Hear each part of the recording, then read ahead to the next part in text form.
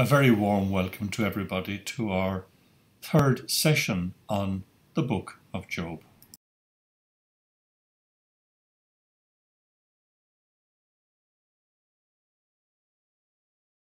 In this third session, we're going to take 3 steps: an overview of the first dialogue, a quick analysis of the speeches, and some conclusions for today.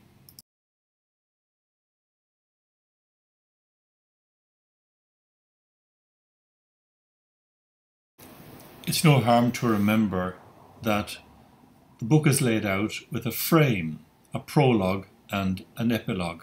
And the prologue and the epilogue are written in prose. And the 3 central parts, the dialogues with the 3 friends, the dialogue with Elihu and Yahweh speaks, are all written in extraordinarily wonderful poetry.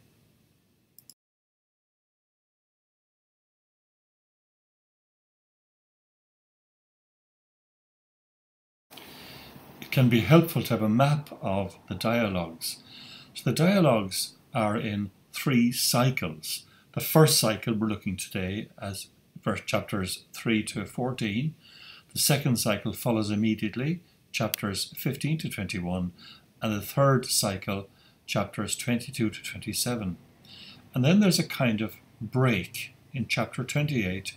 And then Job gets all his energy together in the last 3 chapters, 29, 30 and 31, before the dialogue with Elihu starts.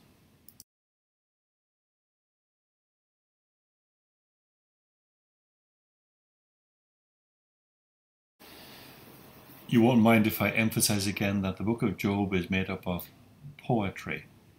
And although it comes from a world very different from ours, and although it is a translation, nevertheless it is poetry, which can be read the way we read our ordinary poetry. So like all poetry, this is to be felt, first of all. So it's what effect are the words having on you. And this is poetry which is very powerful, full of feelings and images and many changes of mood, all to have their own impact. And the key really would be to read each speech really slowly to yourself before my own little mini analysis. It's only if we feel the force of the poetry that the book will begin to make some sense, and it's worth giving it the time.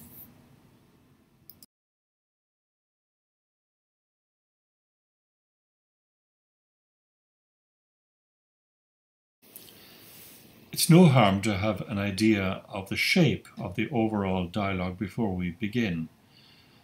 And it begins really with Job wishing that the day he was born had never taken place. That's in chapter 3, which we saw. And then his friend Eliphaz speaks to him in chapters 4 to 5, and Job responds to Eliphaz in 6 to 7.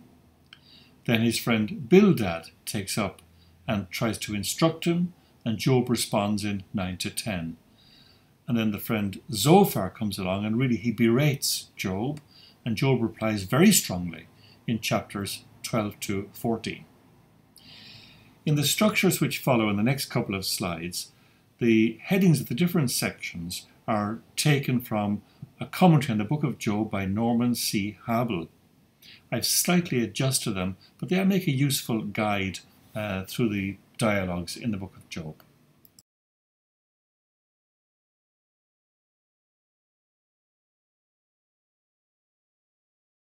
So here's a map of the advice from his friend Eliphaz. As you can see, it's in 5 stages.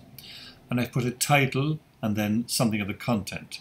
And so, for instance, for 4, 1 to 11 is an exploration of Job's situation, and he wants Job to acknowledge his own faults.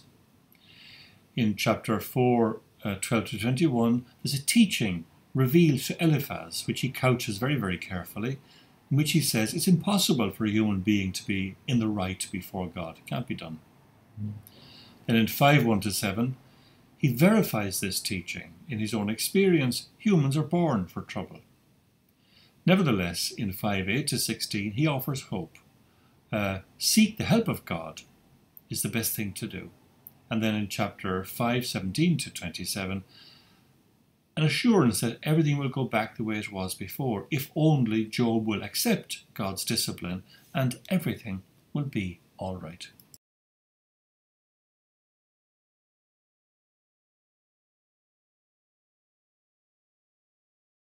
The mood here is gentle, coaxing, and inviting. Eliphaz seems to come across as a real friend. And his basic teaching is no one is in the right before God. That's everybody, including Job. And the key verse, I thought, was in chapter 5:17, where we read, "Therefore blessed is the man whom God corrects. So do not despise the discipline of the Almighty."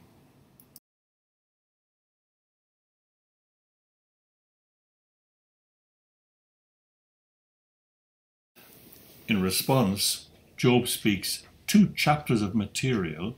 As you can see there, the first chapter, chapter 6, is in 5 steps, and chapter 7 is in 3 steps.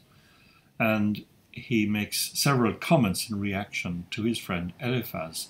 He talks about his current situation and affirms again his innocence and the terrible suffering he's going through. He has a hope, but it's a paradoxical hope.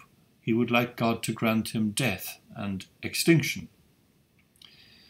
He has a go at the friends. He says they're unable to face the magnitude of what has happened. They're not really helpful. And then he challenges them, show me my faults, and then I can admit them. And the closing appeal is, admit that I am innocent. As we know, Job was innocent because everybody says it at the start. And then Job reflects on God a bit. Existence is a form of slavery, and God is a cruel spy. Human life is really futile, and the best wish that Job could have is, please just leave me alone. And then he goes back, humanity is humiliated by God. God is a sort of cruel spy.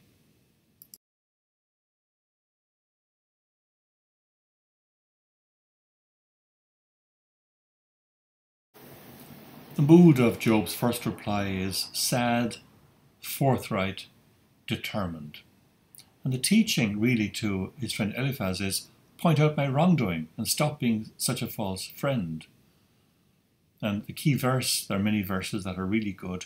I thought this was a good one. Do you intend to criticize mere words and treat the words of a despairing man as wind? And the picture of God that comes across here is a cruel watcher, a kind of sadist.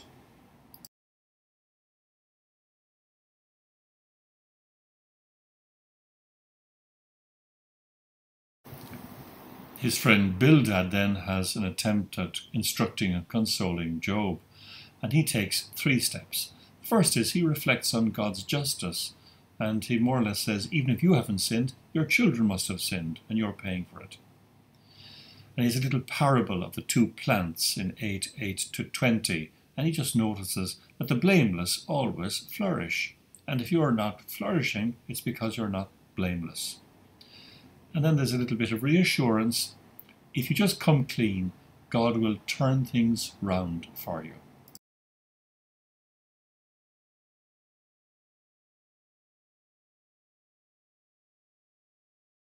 The mood from Bildad is partly mocking, partly challenging, at the end kind of reassuring.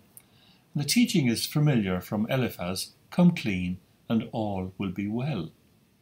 And the key verse is this conviction in 8:20. Surely God does not reject a blameless man, nor does he grasp the hand of evildoers.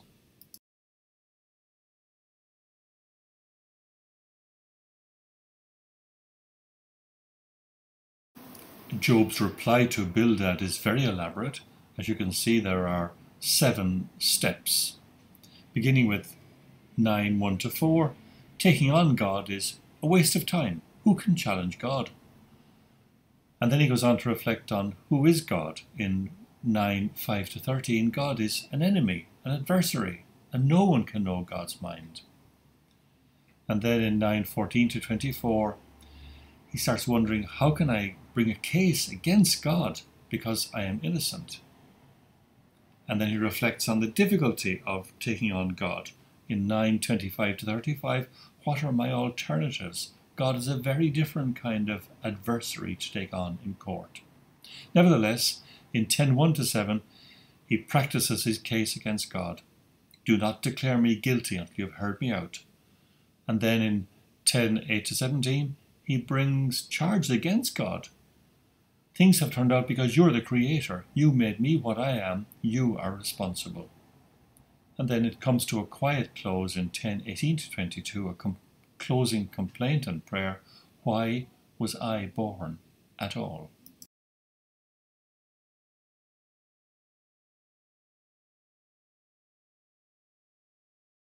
In such a long poem, of course, there are different moods. Job is frustrated, he feels paralyzed. At the same time, he feels really plaintive and sad. And his big challenge is how can a creature point out that the Creator is wrong? And there are many key verses, but this one I thought was good.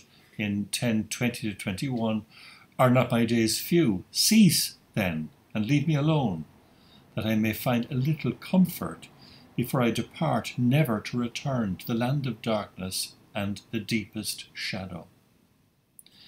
And the picture of God implied in Job's poetry is God is a hunter who just won't leave Job alone.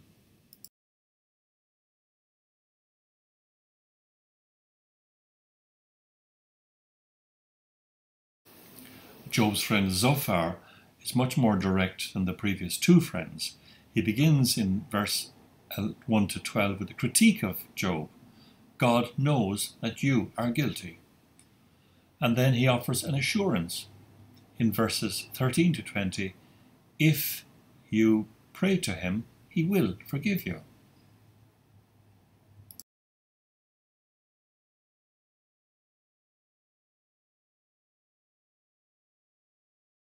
Mood in the case of Zophar is more like a cross teacher, impatient, promising a solution. The teaching is God's wisdom is beyond us, so just come clean. And one of the key verses is in 11:8. God's wisdom is higher than the heavens. What can you do? It's deeper than Sheol. What can you know? God is simply a mystery.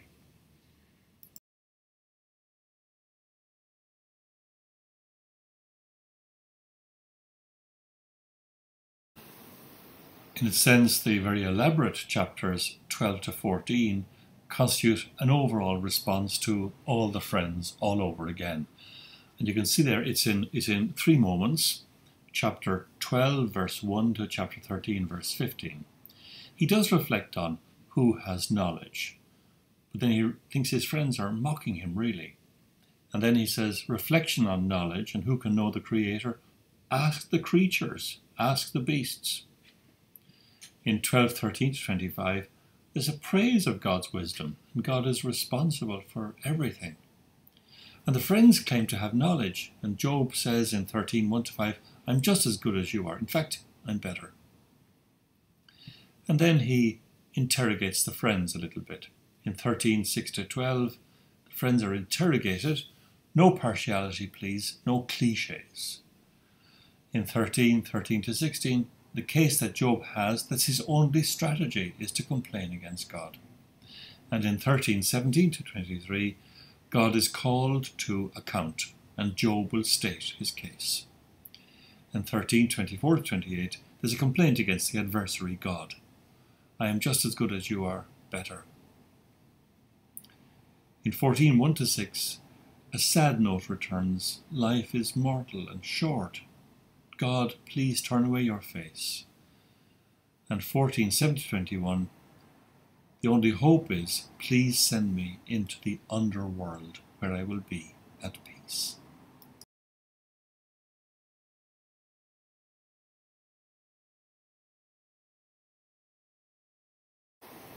The mood in these three important chapters is naturally varied, but Job more or less affirms that he too has knowledge, so he builds up the courage to take on God.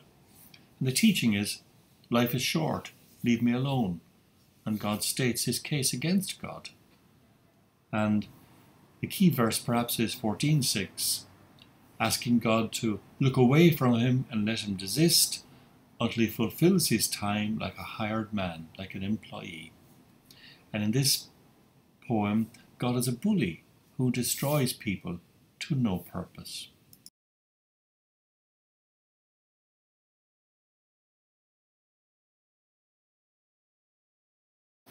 conclusion is a bit of an overstatement here, because what we've just experienced is a whirlwind of emotions and ideas. The friends offer conventional religious teaching, the usual teaching in the Bible. Even so, they are not completely wrong. In fact, some of the things the friends say, God himself will say at the very end of the book. In the meantime, for Job, God is a cruel watcher, a spy, a hunter, one who hurts others to no purpose. One of the great ironies of the book is, at the very end, God says, "My Job has spoken well of me," as we shall see.